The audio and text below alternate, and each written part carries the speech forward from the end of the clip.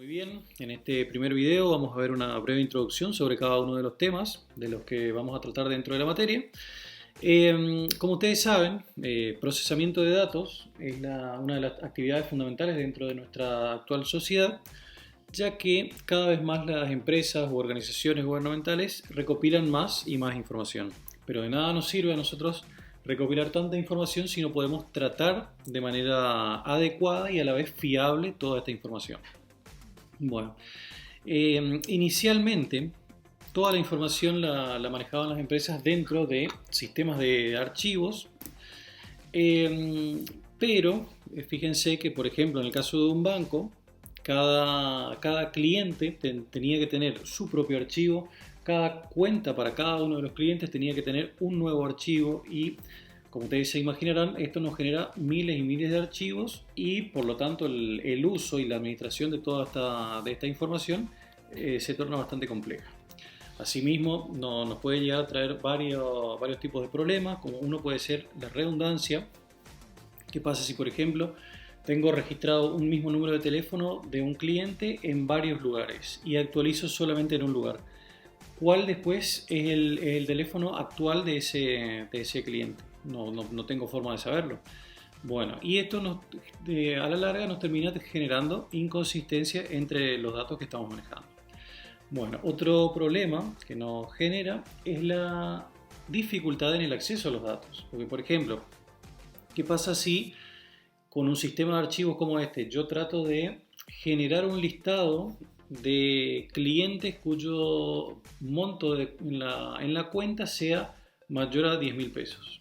No tengo una forma que a mí me genere un listado de estos, por ejemplo, mientras que en una base de datos tranquilamente este listado se puede generar con una consulta. Bueno, otro problema es el aislamiento de los datos, justamente.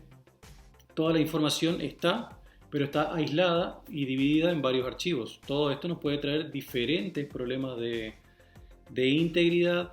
Todo para manejar tanta información de manera fiable también tenemos que definir muchas reglas que a nosotros nos garanticen la consistencia de los datos que estamos manejando. ¿Qué pasa, por ejemplo, si un cliente está tratando de extraer un monto superior al permitido, ya que no tiene los fondos suficientes? Todo esto tendría que estar controlado de alguna manera. Otro problema, que es el problema de la atomicidad. La atomicidad quiere decir que una transacción, cuando se ejecuta, tiene que ejecutarse de manera completa y si no, directamente no se tiene que ejecutar. ¿Qué pasa si, por ejemplo, el cliente va a hacer una extracción y a la mitad de esa transacción hay un corte de luz? En el banco puede ser de que se registre la transacción, pero el cliente nunca reciba el dinero. Entonces, todo este tipo de problemas tendría que estar controlado en una base de datos. Y los problemas de seguridad también. Al manejar muchos archivos, no tenemos una forma para especificar quiénes acceden a qué tipos de archivos, por ejemplo, ya que toda la información va a estar mezclada. Puede ser que una persona necesite acceder solamente a ciertos datos que estén dentro de un archivo y no tenemos forma de llegar a permitir o denegar el acceso a una cierta parte del archivo. O accede al archivo o no accede.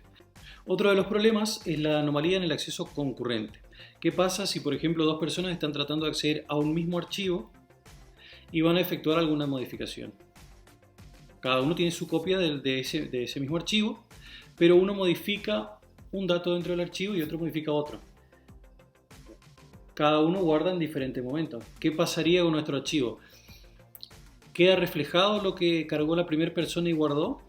¿O queda reflejado solamente lo que cargó la segunda persona y se sobreescribió lo anterior?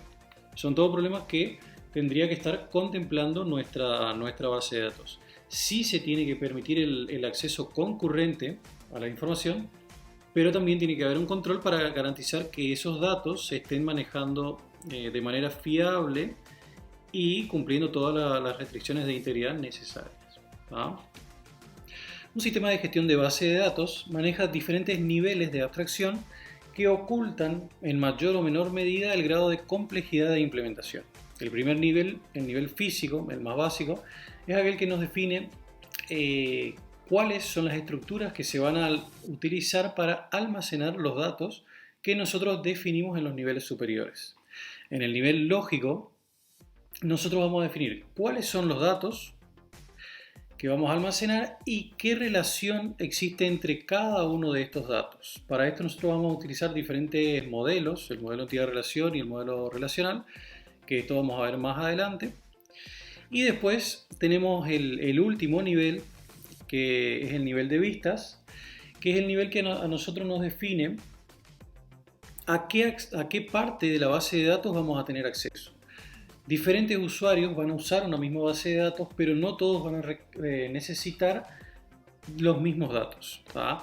El gerente del banco no va a acceder a los mismos datos que el personal y mucho menos va a acceder a los mismos datos que un cliente. Un cliente jamás debería poder acceder a datos que son propiamente del banco.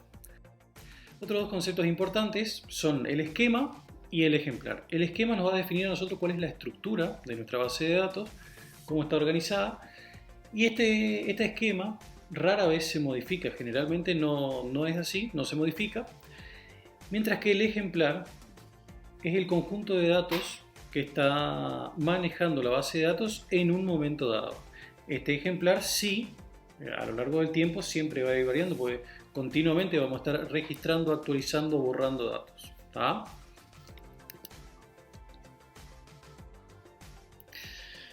Para crear nuestra base de datos, primero vamos a tener que definir qué datos vamos a almacenar y cuál es la relación que existe entre estos datos. Para esto vamos a modelar los datos y sus relaciones. Tenemos varios tipos de modelos. Acá les mostramos tres principales: el modelo entidad-relación, el modelo relacional y el modelo relacional orientado a objetos. Este último a nosotros nos permite crear nuevas estructuras de datos a partir de objetos que nosotros tengamos definidos dentro de nuestro sistema. Esto es mucho más útil, pero también más complejo de implementar. Primeramente nos vamos a centrar en el modelo entidad-relación y el modelo relacional. En el modelo entidad-relación, más adelante vamos a entrar en detalle en todo esto, vamos a definir cuáles son las entidades. Una entidad es una cosa real o abstracta que nosotros necesitamos representar dentro de nuestro sistema. Una cosa real puede ser una persona, mientras que una cosa abstracta que nosotros necesitamos representar en el sistema puede ser una cuenta del banco. Bueno, cada una de estas entidades va a tener una serie de características. No siempre todas las características van a ser necesarias dentro de nuestro sistema. En el caso del banco, nosotros podemos tener DNI, apellido, nombre para un cliente, que sí son características que son importantes. A estas características nosotros les llamamos atributos. Asimismo, podemos llegar a tener otras características dentro de cada una de las entidades que no son relevantes dentro del sistema. Esto hay que saber identificar bien cuáles sí y cuáles no van a ser relevantes para nuestro sistema. En el caso del color de pelo, el color de ojo de un cliente, a nosotros no nos interesa porque no le damos ninguna utilidad dentro del sistema. Una vez que definimos las entidades, sus atributos, definimos la relación que existe entre cada una de estas entidades.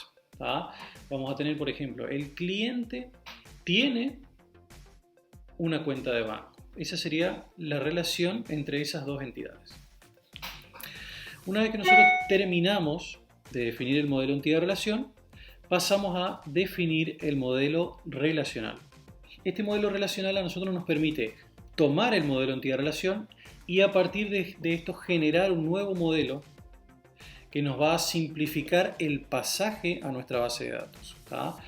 Todo esto se resume a que lo que nosotros definimos en el modelo entidad-relación los vamos a plasmar al final dentro de nuestra base de datos como una serie de tablas. Cada entidad se va a traducir en una tabla. Cada una de estas características o atributos se van a transformar en una columna de nuestras tablas. y las relaciones van a representarse como, como una columna dentro de las tablas. Es una forma de relacionar cada una de las tablas. Eso vamos a ver más adelante cómo se hace.